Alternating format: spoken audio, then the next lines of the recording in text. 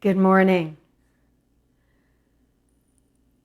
I concluded Friday's morning offering with an invitation for you to consider what you had discerned after 40 days and 40 nights in this wilderness pandemic was most precious to you. And I have really appreciated hearing some of your conclusions. Some of you have said simply, today, recognizing that the gift of today in all of its fullness is just so precious. Others offered that it was the gift of simply being able to be themselves when the expectations of normal daily life had fallen away, or work life, or family expectation life. I don't know how many of you were Stephen Covey fans back in the 90s. I still find myself quoting his book, 7 Habits of Highly Effective People.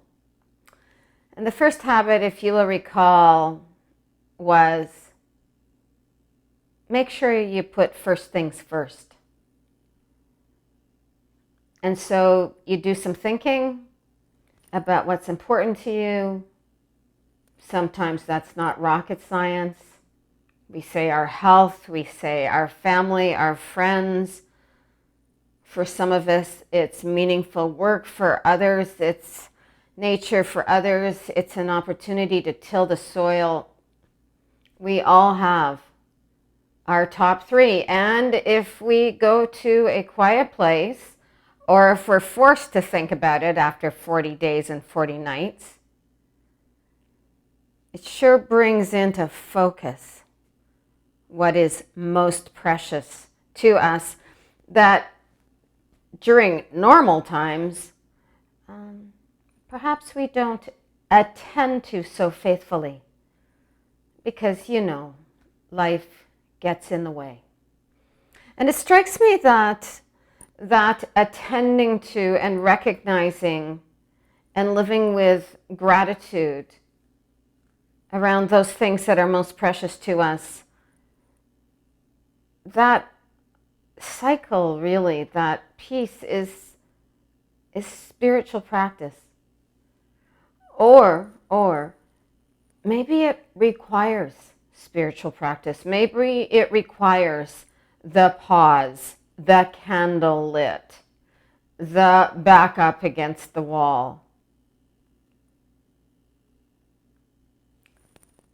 And so I would encourage you, as we move through yet another week, we are now into our second season of 40 days and 40 nights.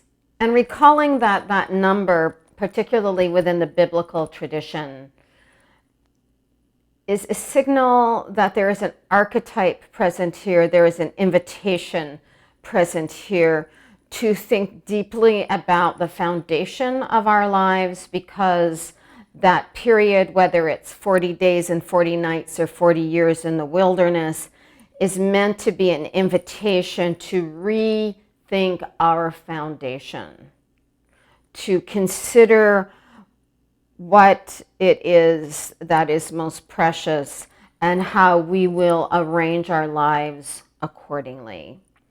And within the biblical tradition, the invitation always comes with an invitation to be in right relationship with ourselves, with our fellow human beings, with the entire planet. So I think it's worthy taking this week to think about that more deeply. And as we greet another glorious day, let me share this prayer with you.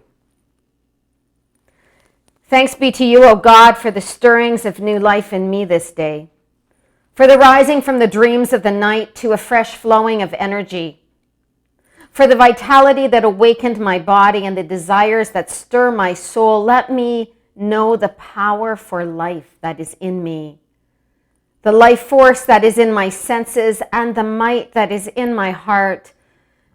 Let me know you as the source of such force and be wise to its true streams and false currents. Let me serve love with my strength this day. Let me serve love with my strength in heart and mind and body this day. Let me serve love. Let us together serve love.